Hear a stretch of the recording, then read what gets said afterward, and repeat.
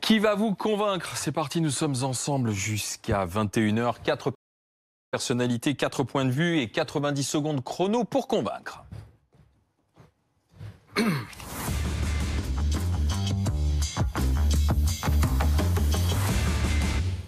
Ce soir sont avec nous Julie Graziani, éditorialiste, et la levée de bouclier cri d'orfraie après que François Bayrou eut parlé de 4 000 € et qu'on faisait partie de la classe moyenne.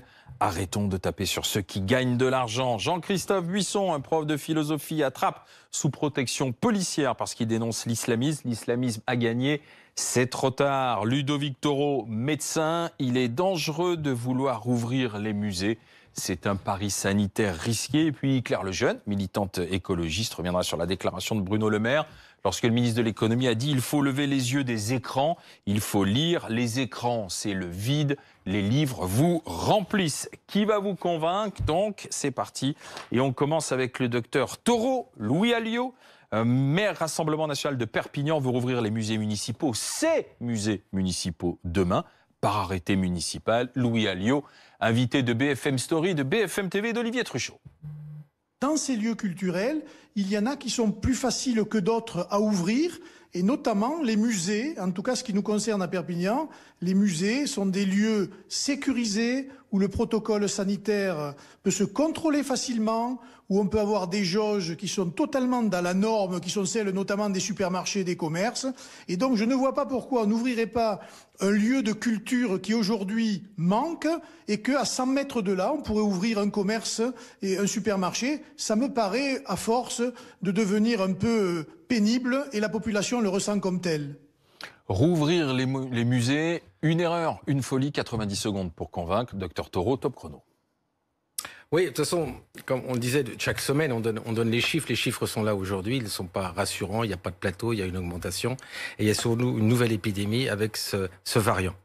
Ce variant, si on se projette comme ce qui s'est passé en Angleterre, à Londres, où à la fin, il y avait une personne sur 30 qui était contaminée, d'accord, et c'est le même variant, je ne vois pas pourquoi ça ne passerait pas la même chose en France, d'accord, avec plus de 70%.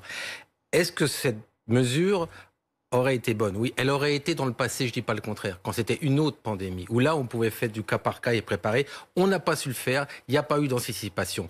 Médicalement, c'est pas le bon moment pour faire ça, vu ce qui va se passer. Et tout le monde l'annonce, hein. C'est pas seulement le docteur Toro ni personne. Ça, c'est tous les chefs de réa et tout le monde. On a fait une projection, l'INSERM a fait une projection de ce variant.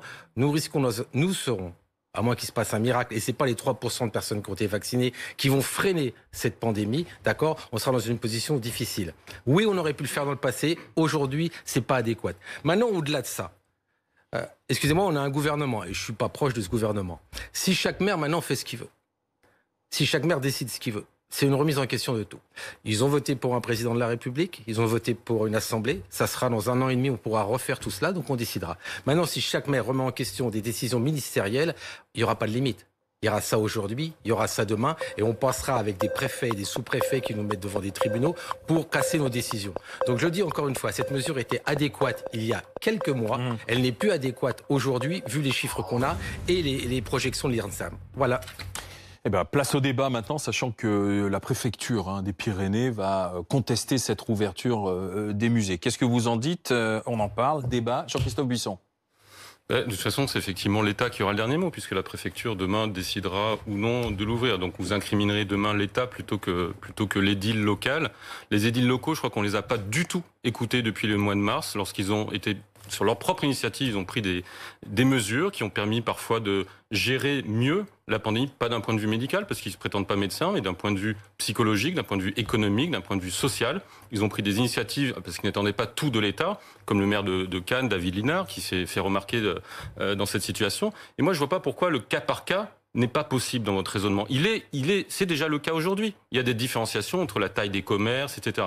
Les musées, c'est quoi? Les musées, c'est des espaces où on déambule, où on avance, où on ne touche pas, tant qu'à faire, les œuvres, par définition, où on peut effectivement avoir des jauges de 10 mètres carrés par personne, où les gens ne se croisent pas. Je ne vois pas en quoi c'est effectivement plus dangereux que, par exemple, ce que j'ai fait ce matin, prendre le TGV depuis Marseille, un TGV totalement bondé où tout le monde respecte les gestes barrières, mais on est quand même assis les uns à côté des autres, on se croise. Ça me semble 10 fois plus clusterisant qu'un musée. Donc je ne vois pas pourquoi ce cas par cas n'est pas possible ni localement, ni effectivement par secteur d'activité. Ça, c'est la grande tradition jacobine, centralisatrice. Pas une tête qui dépasse, sinon ça fait des jaloux. Si on ouvre les musées, les directeurs de théâtre vont pas être contents, etc. Alors que c'est pas la même chose, pardon. Et les directeurs de théâtre, c'est pas la même chose que les cinémas non plus. Mais on dit tout le monde a la même enseigne. Sauf que c'est pas le cas, encore une fois. Vous avez raison. Faire quelque chose qui n'amène à rien, comme on l'a dit initialement, ça ne sert à rien. Moi-même, maire, j'ai pris des arrêtés sur les pesticides. On les a retoqués parce que chaque maire fait. Mais excusez-moi, n'oubliez pas une chose, c'est que je parle de ce variant. Ça aurait été bon il y a faire quelques mois. Aujourd'hui, on ne peut pas. Mais alors, il faut tout fermer alors. Mais non, c'est pas. Eh bien, vous verrez exactement. Je vous prédis fin février, début mars, comme tout le monde, les chiffres qui vont arriver. On ne peut pas faire abstraction de cela. Cette demande de ce maire est licite. Elle est trop tard. Elle est trop tardive. Je vous le dis comme je le pense. Il aurait fallu. Ça fait plus d'un an qu'on est dans cette crise. On aurait dû faire ça dès le début. À un moment, on était dans quelque chose qui était plutôt plat, même en voie descendante, d'accord. Et on n'a pas su préparer. Comme après le confinement, on a tout lâché. On n'a pas su préparer ni anticiper. Non, moi je viens au soutien de Ludovic sur ces questions. D'abord parce que la progression du variant anglais ressemble à une forme de faux plat, mais qui devrait en effet s'accélérer. Donc ça peut donner le sentiment qu'on a du temps devant nous. Mais pour avoir écouté un certain nombre d'épidémiologistes dont les analyses m'ont paru convaincantes autant que je puisse en juger, il ne faudrait pas se laisser avoir par le calme avant la tempête. Mais au fond, je pense surtout qu'on l'a assez dit, on est dans une forme de guerre offensive contre ce virus. Dans une guerre, c'est un peu désagréable, mais c'est comme ça. Il y a l'état-major, il décide. Donc oui, il prend peut-être pas toujours des décisions qui vont être bien acceptées du haut en bas de la troupe. Mais si on commence à faire autrement et du cas par cas, je crains tout simplement qu'on disperse nos énergies et notre temps. Parce que tout le temps qui va être passé... C'est une contagion. Mais même que ça sert à rien. Parce que tout le temps qui va être passé du haut en bas de l'échelle, à se demander si... Alors on ouvre ceux des musées qui sont comme ça, en faisant telle circulation, que du coup les directeurs de théâtre peut-être vont faire autrement, que pour les restaurants, après tout, il y en a qui peuvent équiper le restaurant d'appareils d'extracteurs d'air qui renouvellent l'air toutes les 10 minutes.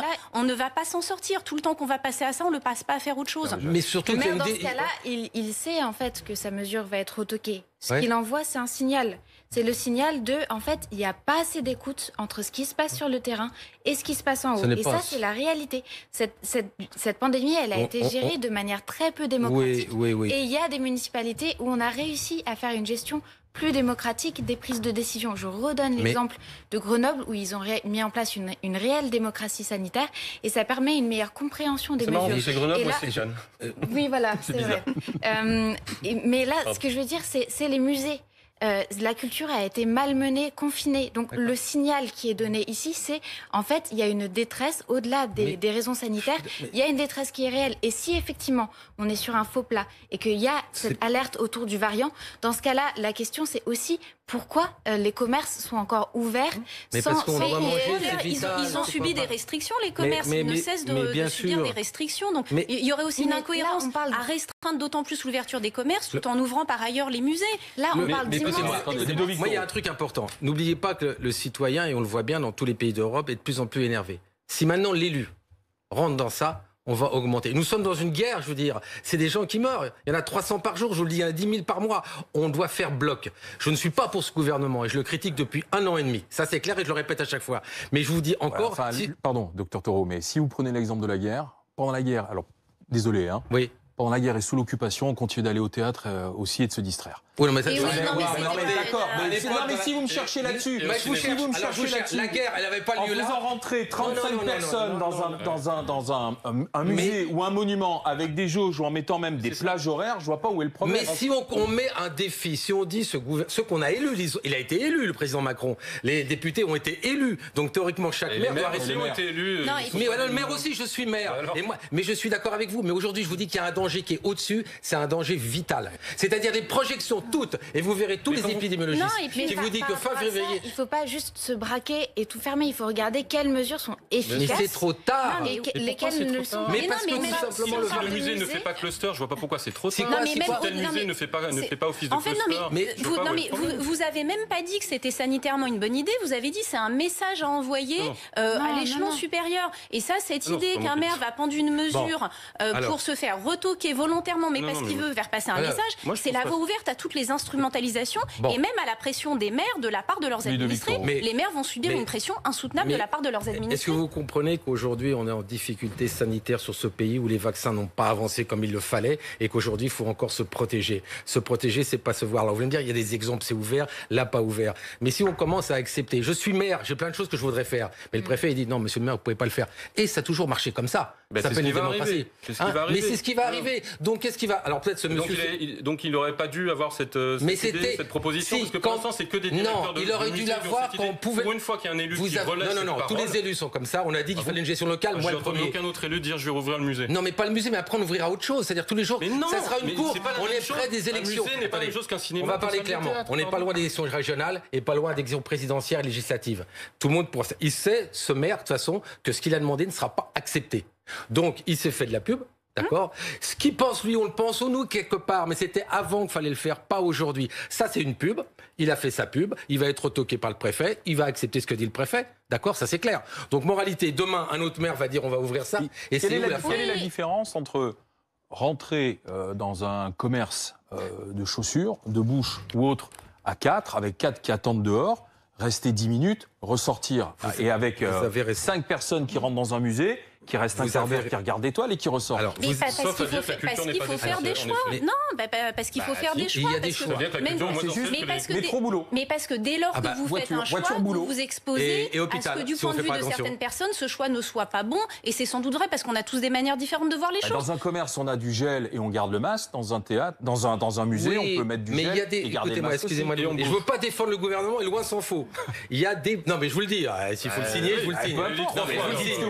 Moi, c'est médical pur. Aujourd'hui, on a une situation dans les 15 jours à 3 semaines qui va s'aggraver et je ne suis pas un oiseau de mauvais augure. Tout le monde le dit. Il n'y en a pas un qui ne le dit pas. Il faut réduire au maximum les moyens de se contaminer. Vous avez raison, dans le métro, peut-être qu'on peut plus. Dans les grandes surfaces. Grandes surfaces, il faut manger. On ne peut pas faire autrement. On ne va pas fermer les grandes surfaces. Comment faire les gens quand ils rentrent à 18h pour aller? Ils ne vont pas aller dans un petit commerce, ils vont aller dans une grande surface. Donc, on est obligé de le faire. On est obligé de manger. Il y a des choses obligatoires à faire. Je suis désolé de le dire. Peut-être que le musée, aujourd'hui, n'est pas... Et même si le risque est infime, ne le prenons pas. Une vie contaminée, c'est une vie de trop, vu surtout la rapidité de progression de ce virus, sans parler de 2 autres qui arrivent.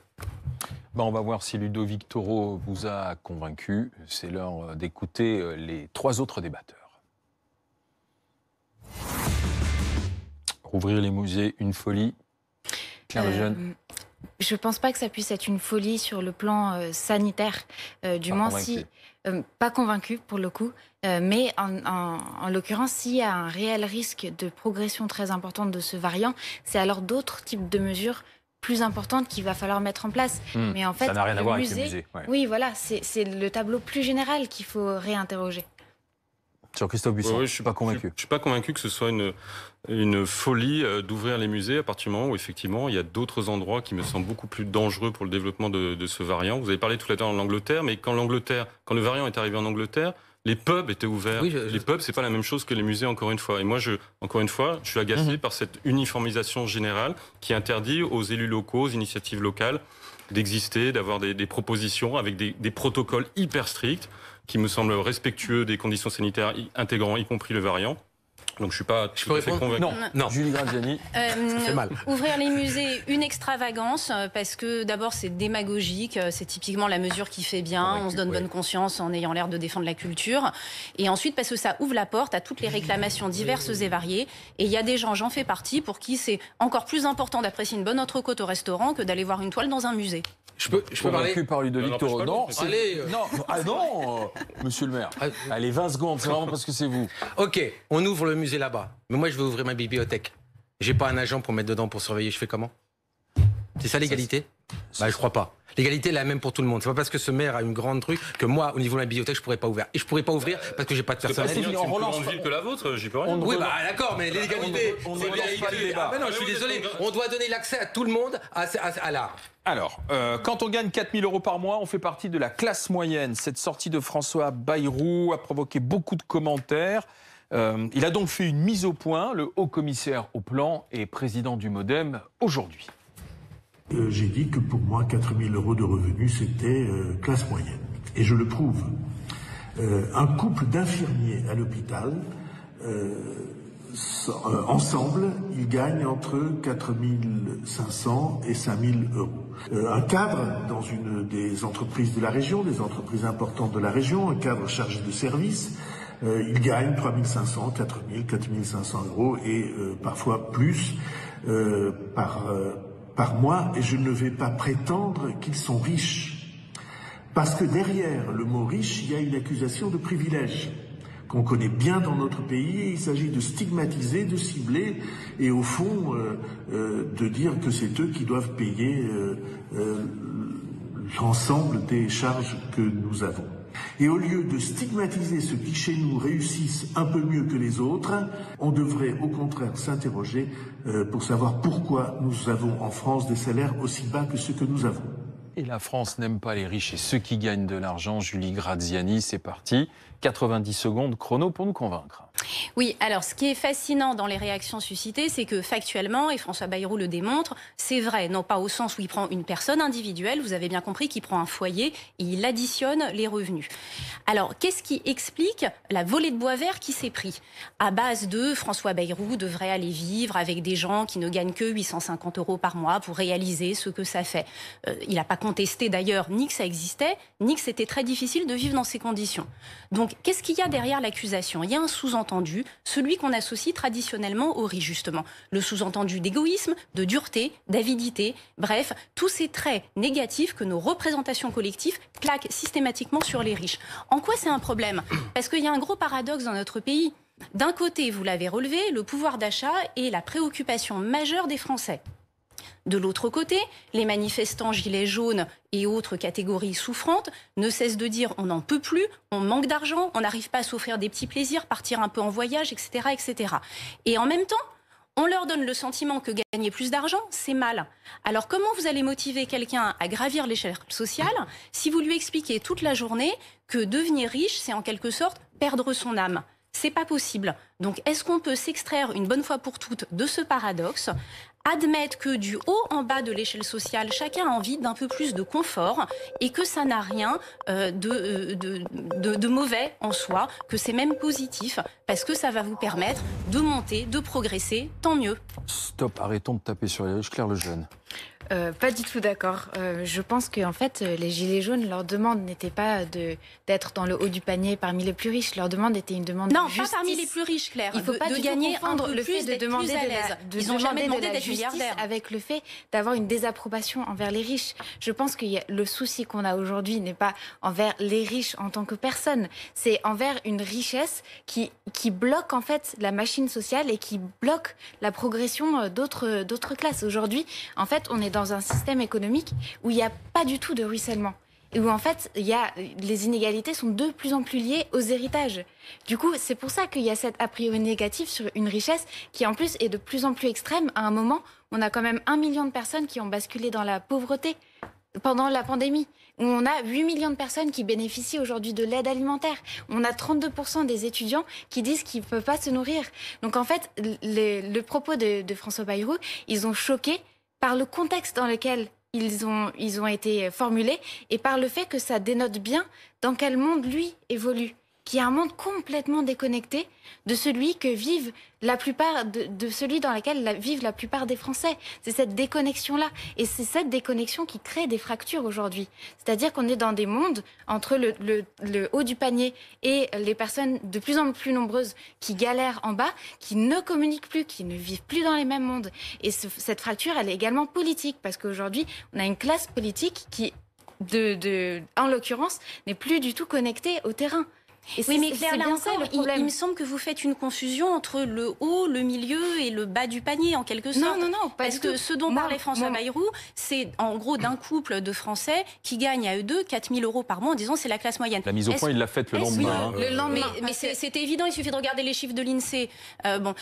Qui parlait vraiment à ce moment-là d'un couple. Non, mais Alain Claire, c'est évident, il suffit de regarder les chiffres de l'INSEE. Le salaire médian des Français est de 1 783 euros. Vous multipliez par 2, vous arrivez donc un peu plus 3 000 euros. Lui, il n'avait pas multiplié par deux à ce moment-là. Mais ça tombe sous le sens. Et en plus, ce salaire médian est tiré vers le bas par les salaires du public. Je vous fais remarquer, parce qu'il y a trop de fonctionnaires mal payés. Si vous prenez le secteur privé, qui est financé par le commerce, par des commerçants, par des entreprises capitalistes, le salaire médian augmente substantiellement pour aller s'établir à 2 300 euros. Donc moi, juste, est-ce que un couple...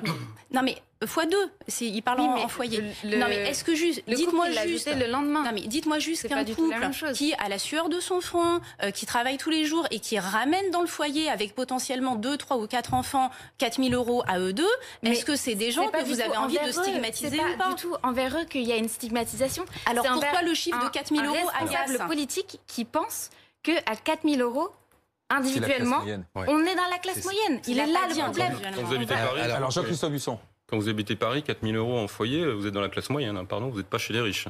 Je crois que le problème, c'est... Mais encore, là, on touche à des inégalités. Là, mais évidemment, mais il y aura toujours des gens qui gagnent. Mais vous êtes comme Gracchus Babeuf. Vous voudriez éliminer tous ceux qui gagnent plus que les autres pendant la Révolution. Mais absolument cette pas. Idée...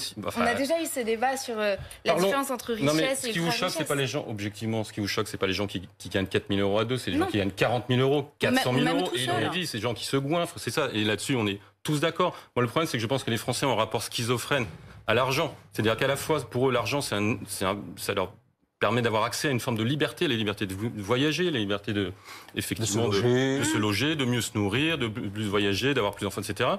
Et puis en même temps, ils détestent les gens qui sont trop riches. Mais ils vivent les deux en même temps. Eux-mêmes veulent être plus riches, mais ils détestent les gens qui sont plus riches. Il a fait une bourde, Bayrou, ou pas, du coup? Comment ? Il a fait une bourde, Bayrou, du coup, ou pas? Non, il y en a, parce qu'il connaît l'histoire, Bayrou. Et d'ailleurs, il est moins déconnecté que vous le pensez. Il a une grande ferme, certes, mais il vit en permanence avec des paysans autour de lui dans la région pas loin. Moi, je suis pas un Bayrouiste, mais franchement, il sait ce que c'est que les gens qui gagnent 800 ou 900 euros par mois. Peu importe. Le problème des Français, c'est qu'il y a un héritage, un double ou triple héritage, qui est celui de la féodalité, où on considérait que les aristocrates, les seigneurs, ils gagnaient de l'argent sans rien faire et que le manant travaillait pour eux, très bien. Ensuite, il y a eu la Révolution et des gens comme Gracchus Babeuf qui disaient tout le monde a la même enseigne, pas un seul riche sur Terre, on élimine les autres. Relayé par la littérature, d'ailleurs, on va en parler peut-être tout à l'heure. Balzac, derrière chaque grosse fortune se dissimule un crime. Donc l'idée que quand on a beaucoup d'argent, c'est qu'on a fait quelque chose de pas bien pour l'avoir.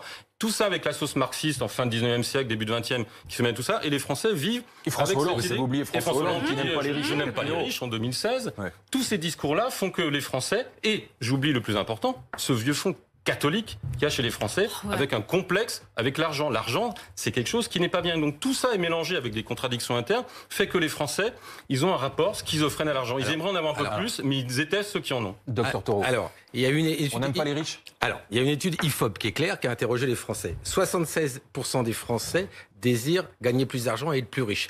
Et paradoxalement, 78% des Français ont une image négative du riche. C'est-à-dire d'un côté, c'est ça. C'est-à-dire qu'on nous dit... Je vote pour vous, docteur. Merci. Vous pouvez revenir en arrière, s'il vous plaît. Et donc, ce que je veux vous dire, c'est que cette étude montre bien que c'est un problème purement psychologique et idéologique depuis des années qui dure chez nous. C'est que l'argent est forcément sale.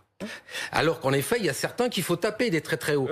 Pardon, mais là, on est sur un débat comme si c'était quelque chose de général et qui n'était pas situé dans un contexte historique. On est dans un contexte où, je le répète, il y a 1 million de personnes qui ont basculé dans la pauvreté. Je suis d'accord avec vous, mais ça n'empêche pas que ces gens-là souhaitent être riches. Laissez-moi terminer.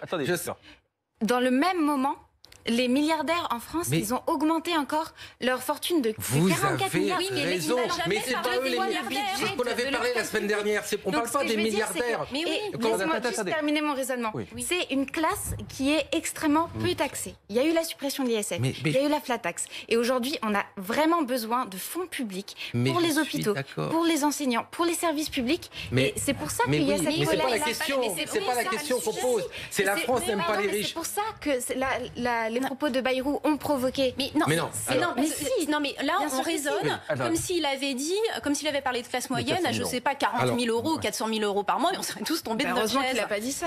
Claire, on parle de 4 000 euros. Enfin, c'est individuellement. Et vous, tout de suite, vous pensez super riche, milliardaire. D'ailleurs, quand il demande le salaire à son journaliste, il parle de manière individuelle, et c'est là où c'était mal perçu. Si c'est 4 000 euros individuels, ça fait pas un milliardaire. Tu n'as pas pu terminer. Oui, j'ai pas pu terminer. C'est quand même un haut commissaire au plan qui a été nommé. Ah oui. Et quand on l'a écouté, excusez-moi, les 4 000 euros, j'ai l'impression que c'est pour une personne et après c'est du rétro-pédalage, d'accord ? Et excusez-moi, pour quelqu'un qui va préparer la France dans le futur, pouvoir croire que la classe moyenne, enfin la moyenne des Français gagne 4 000 euros, c'est une profonde erreur. Et c'est quelque part un peu inexcusable, et même s'il vit dans une ferme, ça me pose pas de problème. Ça, s'il parle en brut. Voilà, d'accord, on va mettre mais c'est une erreur. Ce que je veux dire, mais c'est pas pour ça. Je veux dire que sur le principe, c'est l'histoire de France qui est comme ça, vous l'avez dit tout à l'heure justement, c'est qu'on est toujours, quand quelqu'un a de l'argent, comment il l'a eu? Est-ce que c'est sale? Et en fait, si nous, on a la possibilité de devenir riche, on veut devenir riche. Sauf que lui, il dit 4 000 euros, classe moyenne, on n'est pas riche. Mais tout à fait, mais c'est ça qui est pire. C'est ça qui est pire. Attention, il y a aussi... C'est ce que pointe Claire Lejeune. Il y a aussi une petite erreur de raisonnement, parce que dire classe moyenne égale salaire médian, c'est pas vrai non plus. Il y a le salaire médian d'un côté, c'est-à-dire ce que gagnent les Français en moyenne, et il y a la classe moyenne. La classe moyenne, c'est d'ailleurs en train d'être complètement détruite. Non, mais la classe moyenne, comment on va définir la classe moyenne? Ceux qui ne se contentent pas que de survivre, ceux qui ont accès aux joies de la société de consommation, ceux qui peuvent voyager, acheter leur maison à crédit, faire des cadeaux aux enfants. En fait, parce c'est une précarisation. C'est pas une notion qui recouvre celle du salaire médian. Sans que ça va bien plus large, c'est sociologique. Le salaire moyen dans le privé est de 2370 euros. Donc si vous comptez un couple, ça fait plus de 4 000 euros. Et il y a qu'un dixième qui ont plus de 3776 euros. Pardon, mais brut ou net, encore une fois? Excusez-moi? Brut ou net? Je parle en net. C'est ce qu'on touche en net, d'accord? Donc c'est parce que la personne, c'est ce qu'elle a en net qui compte donc pour faire tourner. Voilà. Donc si vous voulez, Bayrou a fait une erreur monumentale. Il est en train de ramer un peu sur le sable en disant que c'est pour 2, 3, 4 ou 6 enfants. C'est pas le problème. Mais ça m'impacte un peu sur la projection future de notre pays. Ça, c'est une erreur. Alors, deuxième erreur, les Français, tous d'ailleurs, tous autour de table, nous voudrions être riches. Et peut-être que quand on regarde un riche, mais je ne regarde pas vous, on se dit, mais comment il a eu cet argent? C'est la question qui se pose. Donc l'image n'est pas pareille que dans les autres pays. Bien. Et ça, c'est quelque chose qui pourra freiner la progression de notre pays. On va voir ce que vous avez pensé de point de départ à l'argumentaire. Amie Julie Graziani. Est-ce qu'elle a raison? Est-ce que la France est un pays qui n'aime pas les riches? Mademoiselle Lejeune. Pas du tout convaincue. Ce qui prime aujourd'hui, c'est pas une détestation des riches, c'est une demande légitime de justice dans un pays qui est en train d'être complètement fracturé par des inégalités. Jean-Christophe Buisson. Ce qui revient à dire, Julie a raison, la France n'aime pas les riches, mais à juste titre. Oui, c'est Jean-Christophe. Oui, Jean-Christophe Buisson. De Julie. Jean-Christophe Buisson. Entièrement d'accord avec Julie, la France n'aime pas les riches, mais ça ne date pas d'hier, ni même d'avant-hier. Ni même il y a un mois. Je répète juste l'enquête IFOP qui va me dire 78% des Français perçoivent les riches avec une image négative. Voilà, elle a raison. Julie Graziani a raison. Oui, Julie Graziani a raison. IFOP a raison, donc Julie a raison. D'accord. Allez, on continue avec Bruno Le Maire. Bruno Le Maire, ministre de l'économie, qui a lancé un conseil aux jeunes, enfin, un conseil et même une mise en garde, gare aux écrans, préférez le livre. Voilà comment Bruno Le Maire l'a dit. Lisez, arrachez-vous aux écrans. Arrachez-vous aux écrans. Les écrans vous dévorent, la lecture vous nourrit. C'est toute la différence. Les écrans vous vident, les livres vous remplissent. C'est toute la différence. Alors évidemment que c'est un combat parce que l'écran c'est la facilité, on est capté, l'attention est captée, puis en plus ils sont tellement bien organisés qu'ils savent vous donner, exactement comme on le fait pour les rats, des petits stimuli nerveux, toutes les 5 secondes, toutes les 10 secondes, qui vous obligent à continuer à rester scotché à votre écran. La littérature est une arme de liberté. Et les écrans, trop souvent, peuvent devenir des instruments d'asservissement. Claire Lejeune, 90 secondes pour nous convaincre sur les écrans. Arrêtons l'hypocrisie. Top chrono, c'est parti. Ouais, on a eu le droit à un bel éloge de la lecture et de la littérature par Bruno Le Maire, mais dans sa bouche, ça sonne complètement faux. Il y a même une forme de mépris dans cette comparaison des usagers des écrans avec des rats qui seraient agités comme ça par des stimuli. Cette situation d'omniprésence des écrans, elle ne naît pas de rien, elle naît de décennies de politiques qui ont laissé ce capitalisme numérique envahir nos existences. Il fait quand même partie du gouvernement qui a laissé les coups des franches au développement des panneaux publicitaires qui sont désormais partout. Il fait aussi partie du gouvernement qui a fait le choix de maintenir fermées les librairies alors que les centres commerciaux étaient ouverts et que Amazon et Netflix continuaient leur expansion. Il fait partie du gouvernement qui accélère le basculement du service public vers le tout numérique alors qu'on a encore 17% des Français qui sont victimes de l'électronisme. Et il fait surtout partie du gouvernement qui ne donne pas du tout assez les moyens à l'enseignement, aux enseignants, pour construire des chemins vers la lecture. Et par ailleurs, cette dichotomie entre la lecture des livres qui serait bonne et puis les écrans qui seraient abrutissants, elle est beaucoup trop simple. Qu'est-ce qu'on fait du cinéma? Qu'est-ce qu'on fait des séries? Qu'est-ce qu'on fait de l'usage des réseaux sociaux pour s'organiser politiquement également? Donc je veux dire, le goût de la lecture, l'amour de la littérature et de la liberté même ne viendront pas de leçons fleurant le mépris de la part de notre ministre de l'économie. Elle viendra d'une politique réelle, éducative, culturelle, qui donnera les moyens de créer peu à peu des chemins vers la culture. C'est parti, place au débat. Jean-Christophe Buisson. Après avoir défendu Bayrou, je vais être obligé de défendre Bruno Le Maire. C'est quoi ça? C'est quand même un drôle de métier. Alors, vous êtes injuste parce qu'il a, dans son discours, retiré justement le cinéma, en disant je ne parle pas du cinéma, des écrans et pas forcément de la télévision, même si on peut considérer que la télévision abétit, parfois, sauf sur BFM. En l'occurrence, je pense que vous faites un mauvais procès à Bruno Le Maire, parce qu'il y a bien une personne qui, effectivement, défend la lecture, la littérature, lui-même auteur d'une dizaine de livres.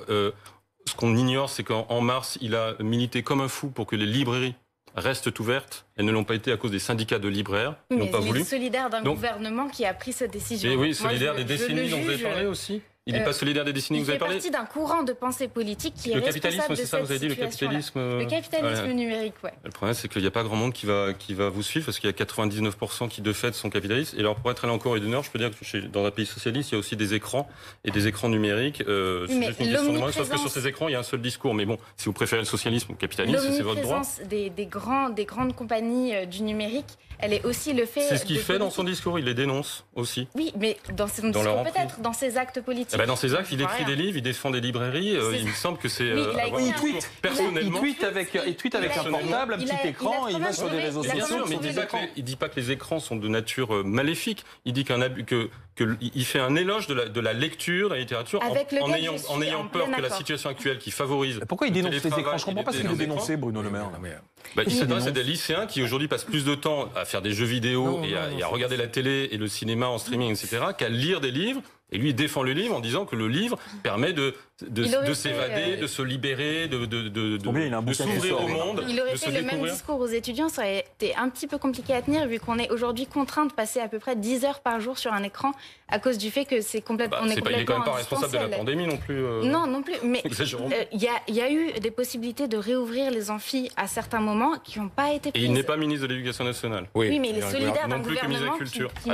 Il doit démissionner si on ne veut pas les faire.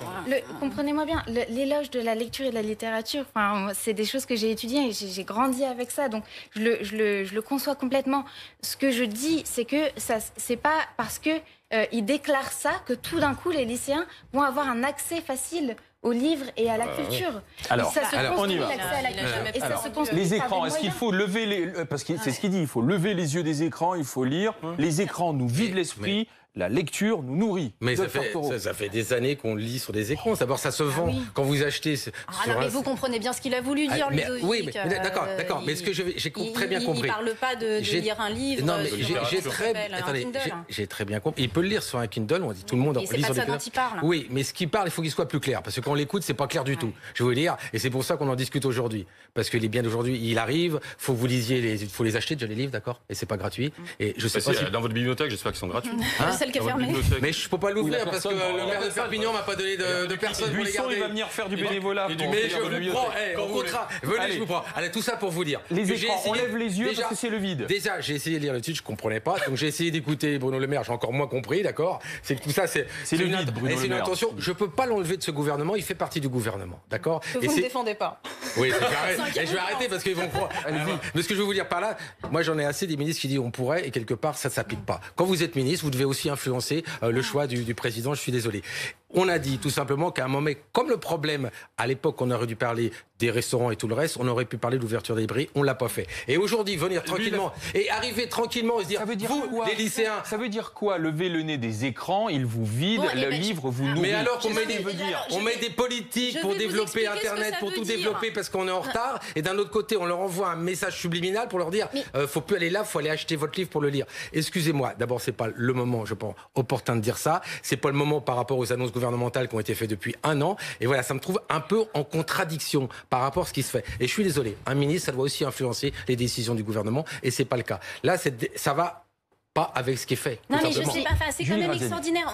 On vit dans une société où il faut faire des polémiques sur tout et n'importe quoi. À tel point qu'on a un ministre... il est assez péremptoire dans ce qu'il dit, là. Mais qui dit quelque chose qui est de bon sens, que tous les parents disent... à leurs enfants, il faut lire que la littérature ouvre au l'esprit, lycée. pardon, Parce que évidemment que la lecture, c'est extrêmement important de demander à tous les enseignants, à tous les pédopsychiatres. Ça forme l'accès au langage, ça forme la capacité à réfléchir, ça forme le sens de la nuance. C'est absolument capital. Donc, au fond, il dit quelque chose avec lequel on est tous d'accord. Mais comme on est dans une société où tout le monde est susceptible, le moindre conseil, même de bon sens, est pris comme une marque de mépris. Ce que ce n'était absolument pas.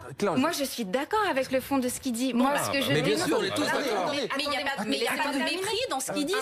Il y a politique, ça doit être en cohérence avec ce qu'il fait comme acte politique. Bon, alors, le bilan politique du gouvernement auquel appartient Bruno Le Maire sur les questions éducatives et culturelles qui doivent justement permettre aux jeunes d'accéder à la lecture et d'accéder à un usage intelligent des écrans est inexistant. Oui, alors la cohérence. Alors parlons-en de la cohérence. Parce que moi, je suis bien d'accord pour dire qu'il y a une vaste hypocrisie sur cette question. Mais vous n'avez pas pointé du doigt la plus grande hypocrisie, celle qui a cours depuis les décennies, celle qui est l'hypocrisie de la gauche culturelle qui à la fois se gargarise de culture et qui en même temps a versé dans toutes les théories bourdieusiennes à base de la littérature, les humanités, les beaux textes de la langue française, c'est le produit d'une élite culturelle. Donc au lieu de donner accès à tous les élèves, de leur faire la courte échelle pour qu'ils s'approprient cette culture dite élitiste, on va justement décourager cet accès au savoir, baisser la qualité des textes. Vous avez fait la comparaison entre un club des 5 d'il y a 40 ans et un club des 5 aujourd'hui. La langue s'est appauvrie.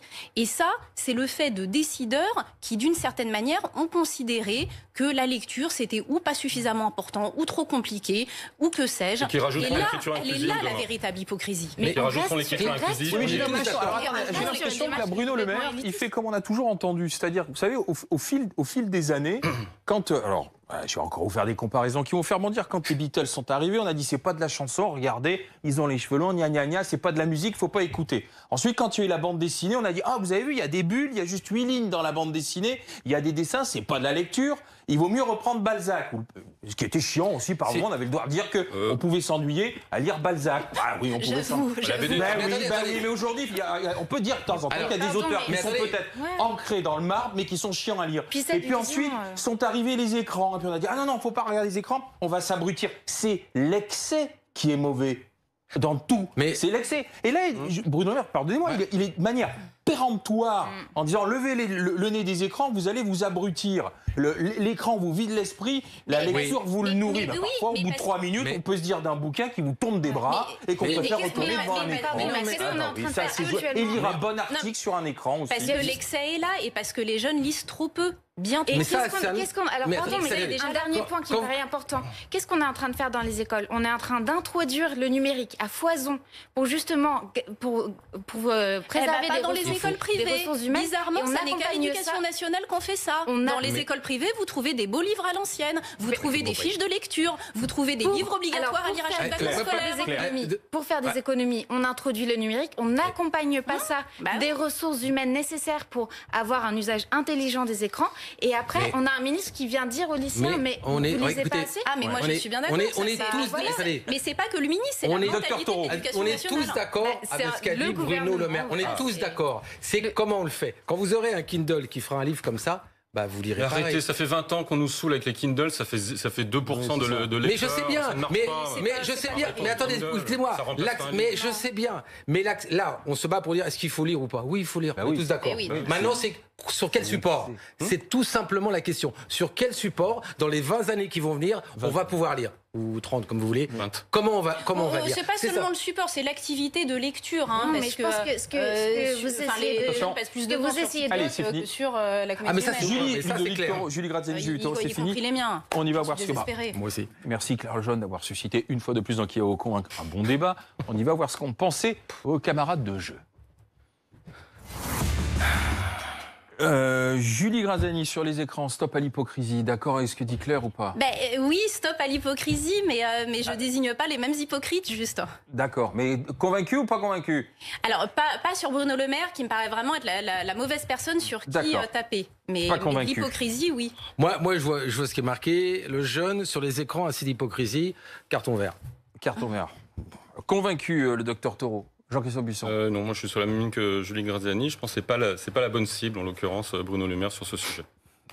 On va continuer, c'est notre dernier thème de discussion maintenant. Attrape dans les Yvelines un professeur de philosophie vit sous protection policière parce qu'il a dénoncé le radicalisme islamiste. Ça poussait. Il a appelé à la résistance après la décapitation de Samuel Paty. Le voici, Didier Lemaire. Aujourd'hui, je suis accompagné au lycée par des policiers armés qui suivent mon véhicule et sécurisent mon entrée et ma sortie du lycée. On me traite de personnes racistes, de personnes islamophobes, de personnes d'extrême droite. Et ces propos, évidemment, après l'assassinat de Samuel Paty, dans le contexte d'une ville comme Trappes qui est vraiment sous une très forte emprise islamiste, c'est me désigner comme une cible possible d'assassinat.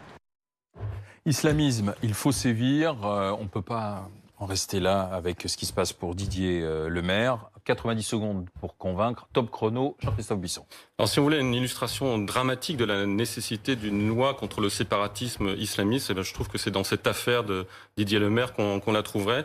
En particulier en s'appuyant sur cette phrase proférée par la mère d'un des élèves. Si vous continuez à parler d'islam, vous serez le deuxième Samuel Paty. Ce sont des mots glaçants, absolument insupportables, qui ont d'ailleurs valu un signalement et l'ouverture d'une enquête préliminaire.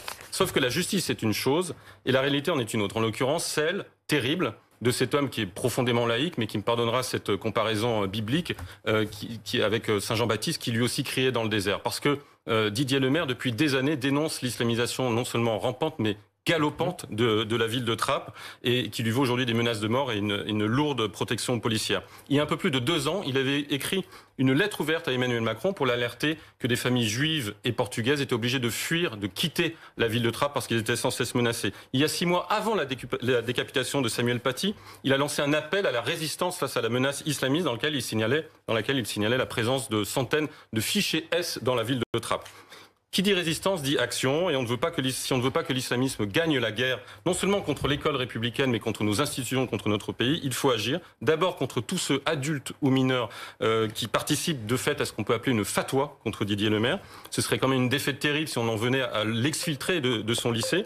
Et puis il faut sévir aussi contre les complices des islamistes de Trappes ou d'ailleurs, les élus locaux qui s'arrangent avec les associations islamistes pour des raisons électoralistes, les juges qui ne sont parfois pas assez sévères dans certaines affaires, et puis certains politiques irresponsables qui n'ont que le mot islamophobie et racisme à la bouche aujourd'hui, alors qu'il s'agit de la vie d'un homme qui est en jeu aujourd'hui. Alors, est-ce qu'il a raison, Jean-Christophe Bisson, il faut sévir. Claire Lejeune.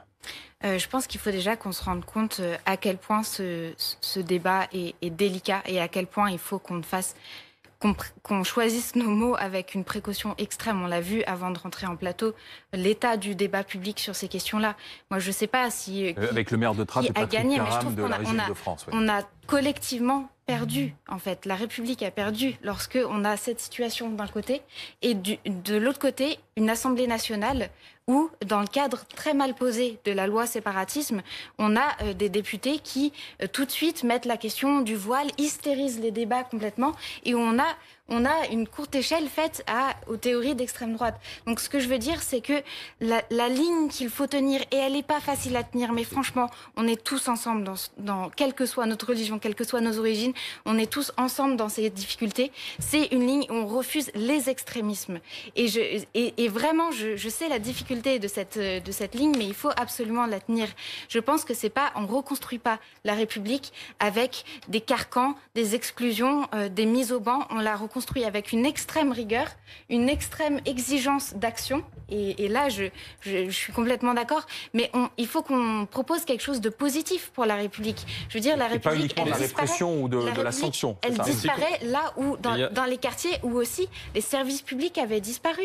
Mais il y a un homme qui est menacé de mort et vous nous parlez d'extrême droite. C'est pas le sujet de l'extrême droite. Mais il y a un homme qui est menacé de mort. Qu'est-ce qu'on fait ? Mais non, si. Enfin, en l'occurrence, il y a un homme qui est menacé de mort parce qu'il y a des islamistes dans cette ville de Trappes. Qu'est-ce qu'on fait concrètement contre ces islamistes ? Mais on agit, mais bien sûr qu'on agit. Bien sûr qu'on agit. Par exemple, par une loi. Mais vous dites que cette loi est le prétexte à faire monter les idées d'extrême droite. C'est ce que vous venez de dire. Oui. Donc on s'en sortira pas si vous considérez qu'à chaque fois qu'on fait une loi contre des gens qui menacent la République, c'est d'être d'extrême droite, on s'en sort pas. Je voudrais d'une part une loi qui est efficace réellement par rapport à ce genre de situation. Et la loi séparatisme actuelle n'est pas efficace. Je suis d'accord. Voilà. Mais c'est un premier pas indispensable. Et il nous faut également une loi de réaffirmation concrète de la République, c'est-à-dire en remettant de l'école, de l'accompagnement. Et par exemple en pouvant enseigner l'histoire des philosophies des religions sans se faire menacer de mort. Oui, et donc en punissant les gens qui le font. Les parents, les professeurs, les complices, les élus qui sont complices de ça. Ce qui n'est pas fait. Oui, mais c'est et pas. ça, c'est pas la loi qui le fera. Non, c'est effectivement, on a les lois pour faire ça aujourd'hui, on ne les fait pas, on ne les applique pas. On est d'accord sur l'inefficacité totale de la loi séparatisme. Elle n'a pas encore été votée. Et du coup, elle va aggraver les choses plutôt que. Alors, ça ne peut pas être plus grave qu'une menace de mort. Vous avez peut-être écouté Didier Lemaire ce matin quand il parlait, et c'est poignant. C'est un homme qui est très calme. Ça fait 20 ans qu'il est à Trappes comme enseignant en philosophie. Et il avait écrit une lettre, en effet, que j'ai récupérée. Et ces mots sont clairs, ils ne sont pas du tout agressifs. Et pourtant, juste parce qu'il a pu dire quelque chose, on est obligé de le protéger. Je ne sais pas si vous vous rendez compte. Je ne sais pas où on en est aujourd'hui. Et je vais vous lire ce qu'il dit. Je vais le lire parce que c'est très important. Mais devenir un individu libre n'est possible qu'à 2 conditions. Un état de droit qui empêche toute communauté de confisquer à l'individu sa liberté en lui imposant une manière d'être et de penser. Et une école qui prépare chaque homme à devenir citoyen par la transmission d'une culture humaniste, scientifique, artistique et philosophique. Et pour ça, il doit être protégé, mais c'est une blague. Quel échec? Alors vous disiez, oui, c'est un échec. On a perdu sûrement une bataille. Oui, mais est-ce qu'il faut sévir contre ceux qui aujourd'hui propagent ces idées? Parce que c'est un courant de pensée. Mais bien comment sûr. contrer un courant de pensée de manière légale? Vous savez aussi à quel endroit il se développe, ce courant de pensée? C'est à l'endroit tout simplement où on n'est plus présent. Voilà. Dans ces endroits où on n'est plus présent. Les services publics ne sont plus présents. Où les services à l'école, où il y a 2,7 milliards, je le rappelle à chaque fois, de vente de drogue et de choses comme ça. Il ne faut pas l'oublier, cet argent, il va où? Il y a 2,7% qui sont indiscrits dans la vente, dans notre PIB. D'accord? Dans notre PIB, c'est marqué. Ces endroits ont été abandonnés globalement et on peut se trouver. Mais là, c'est là qu'ils vont. Et c'est là que ça se passe. Et c'est là que la minorité influence la majorité, parce que nous ne sommes plus là. Non mais attendez, vous dites nous ne sommes plus là quand on regarde Trappes a fait l'objet de rénovation urbaine. Ça suffit pas. Il n'y a pas un taux de chômage qui soit si élevé que ça. Trappes, c'est bel et bien un courant de pensée qui infuse. Le tout est de savoir si on veut sévir, si on peut sévir correctement contre un courant de pensée. Et comment on fait? Je pense qu'il faut recentrer le sujet. Et oui, il faut sévir. Parce que par rapport à des gens qui profèrent des menaces au sens violence physique... Non, mais là, oui, les menaces de mort, c'est pénalement répréhensible. Mais ce que Didier Lemaire combat, lui, c'est le courant de pensée qui aujourd'hui devient oppressant, là où il travaille. J'y viens, Alain. D'abord, sur ceux qui profèrent des menaces de quelque nature que ce soit, oui, il faut sévir tout de suite, rapidement, et que le bras judiciaire s'abatte sur eux. Parce que la violence, c'est pas possible. Ensuite, sur le courant de pensée qui est plus diffus, plus insidieux. Bon, on va arrêter de prendre des pincettes. Pourquoi on en prend? Parce qu'on fait des complexes. Pourquoi on fait des complexes? Parce qu'on verse systématiquement dans le hors-sujet. Le premier hors-sujet, c'est de penser qu'il n'y a pas assez de politique de la ville. Le deuxième hors-sujet, c'est de penser que quand Didier Lemaire dénonce une islamisation de la ville de Trappes, c'est la ville de Trappes et tous ses habitants qui sont attaqués, ce qui n'est pas le cas. Le troisième hors-sujet, c'est de penser que quand il dit ça, c'est tous les musulmans de Trappes ou d'ailleurs qui sont attaqués, et c'est pas le cas non plus. Donc, comme on ne se sent pas coupable d'avoir ces mauvaises pensées, comme on ne se sent pas coupable de faire la courte échelle à l'extrême droite, comme certains disent, parce que ça n'est pas le sujet, encore une fois. Le sujet, c'est celui des violences que certains se croient autorisés à proférer. On va être très simple, et sur le courant de pensée lui-même, qui prend forme d'abord vis-à-vis Didier Lemaire ou vis-à-vis de Samuel Paty, dans des récriminations de parents, parce que ça commence comme ça. Ils viennent se plaindre dans les classes, ils viennent se plaindre au proviseur. Et là, qu'est-ce qui se passe? Le proviseur a 2 choix. Ou il peut leur prêter une oreille complaisante, faire venir le professeur, le mettre face à ses accusateurs, faire monter la sauce, entre guillemets, et enclencher un phénomène où finalement c'est le professeur qui a besoin de se justifier comme s'il avait fait quelque chose de mal. Il peut tout simplement dire aux parents, vous savez quoi, ça vous choque, c'est bien dommage, mais l'école de la République c'est comme ça, alors vous allez vous y faire. Et là, il désamorce. Il n'y a pas de hiérarchie, soit solidaire aussi, ce n'est pas toujours le cas. Vous raisonnez comme si c'était des choses isolées qui étaient nées ex nihilo comme ça. Pardon, mais la construction de la République et notre absence, notre échec à construire la République, il est collectif. Et je veux dire, la question de la politique de la ville, la question des inégalités territoriales, sociales, du fait qu'il y a plein de jeunes aujourd'hui qui se retrouvent sans perspective d'avenir, excusez-moi, mais ça n'est absolument pas hors sujet. Et si on cloisonne les sujets comme ça, vous allez vous retrouver avec des solutions, vous aurez l'impression d'avoir été efficace en réprimant et d'avoir trouvé une solution. Mais là, vous n'aurez absolument pas trouvé une solution. Est-ce que ça vous va si on commence par réprimer et qu'ensuite on reconstruit? Non mais parfois aussi, non mais parfois c'est plus efficace de saucissonner les sujets parce qu'on les traite au fur et à mesure plutôt que de se donner des ambitions trop vastes. Mais du coup on n'arrivera jamais à remplir. Pardon, mais la moitié du problème actuellement, c'est le discours ambiant qui est tenu. Je veux dire, la loi séparatisme, elle est absolument inefficace du point de vue des effets qu'elle aura sur quoi que ce soit. Par contre, là où elle a une efficace, c'est-à-dire là où elle a un effet, c'est elle a un effet destructeur sur le tissu social, sur notre capacité à créer du vivre ensemble, parce que ce qu'elle crée, c'est un sentiment chez les musulmans d'être stigmatisés, et ça, c'est une réalité. Oui, vous savez pourquoi il n'y a pas de vivre ensemble? C'est pas à cause des musulmans, parce que Didier Lemaire, si vous l'écoutez jusqu'au bout, dit après les juifs. Et les Portugais, aujourd'hui, c'est les musulmans modérés qui sont... Ce que dément le maire de Trappes, vous l'avez entendu, il a dit qu'il a encore des associations. Mais il a démenti plein de choses qui étaient vraies tout à l'heure sur le plateau, le maire de Trappes. Il a commencé par se tromper sur votre nom, donc c'est pas très sympathique. Mais tout le reste, ils sont... Non, ce que je veux dire, plaisanterie mise à part, c'est que c'est les islamistes radicaux, ils ont des relais, des associations cache-sexe qui existent. C'est là qu'il faut taper. C'est au portefeuille qu'il faut taper.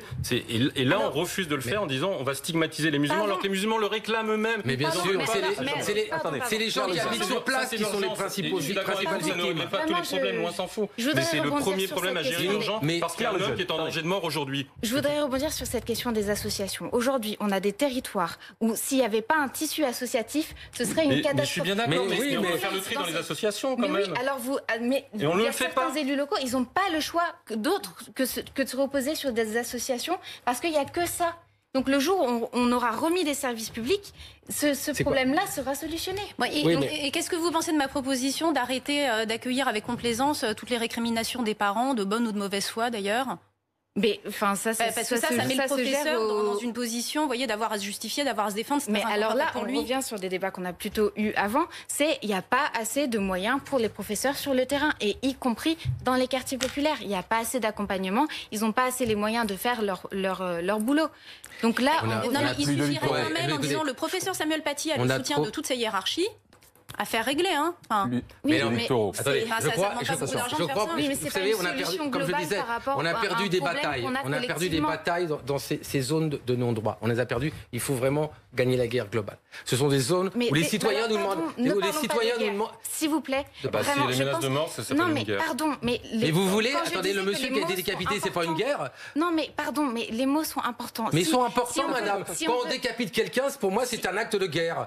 Si on veut garder l'espoir de reconstruire une république collective. Mais l'espoir, j'en ai assez d'espoir, je veux de la réalité. J'en ai assez qu'on me dise peut-être on ira mieux. Ça fait des années qu'on nous dit avec les politiques de la ville ça va s'améliorer. Ça ne s'améliore pas, c'est clair, parce que les actes de barbarie sont de plus en plus fréquents, et je suis désolé. Maintenant, il y a des zones de non-droit où on ne peut pas pénétrer. Et c'est ça, on n'a pas assez agi. Excusez-moi, laissez-moi faire. Le citoyen qui habite sur place, c'est lui qui souffre le plus. Et c'est lui qu'il faut aider. Et c'est lui qu'il faut qu'on aide. C'est fini. On va revenir sur la phrase de Jean-Christophe Buisson avec cette affaire de Didier Lemaire, le professeur de philosophie. Vous pensez qu'aujourd'hui il faut réprimer, il faut sévir. On va voir ce que vos trois autres partenaires en pensent. Claire Lejeune, est-ce qu'il faut sévir, réprimer? Bien sûr qu'il faut sévir, réprimer par rapport à cette situation-là. Il ne faut pas que ça nous empêche de voir la situation globale qu'on a, qui a un risque de monter des extrémismes et qui est nourrie par des débats aujourd'hui à l'Assemblée qui sont extrêmement stigmatisants pour des concitoyennes et des concitoyens. Donc convaincu, il faut sévir. Oui, vert. Julie Graziani. Oui, enfin, il faut sévir rapidement et sévèrement à l'égard de tous ceux qui se permettent ce type de menaces, de telle sorte que le message passe vis-à-vis de tous les autres, que ces menaces ne seront pas acceptées, et que même au-delà des menaces, les diverses récriminations, plaintes, griefs, etc., contre des éléments qui sont enseignés à l'école de la République, ça ne passera pas, ça ne prendra pas. Oui, il faut que la peur change de camp, tout simplement. Il faut que la peur, si je le dis très clairement, il faut que les gens qui fassent des choses comme ça puissent être punis très rapidement, même avec des larcins qui sont plus petits. On laisse trop faire, on a laissé trop faire, on se retrouve maintenant, plus on laisse faire, plus ça s'accumule. Et on est devant une montagne. Mais on peut casser la montagne si on est tous d'accord pour dire qu'il faut sévir. Merci, messieurs, dames. Qui va vous convaincre revient demain à 20h dans le cadre du 120% News. Coup d'envoi à 19h. Tout de suite, Ligne rouge avec Aurélie Casse, enquête de la rédaction de BFM TV concernant l'affaire Duhamel. Bonne soirée et à demain 19h.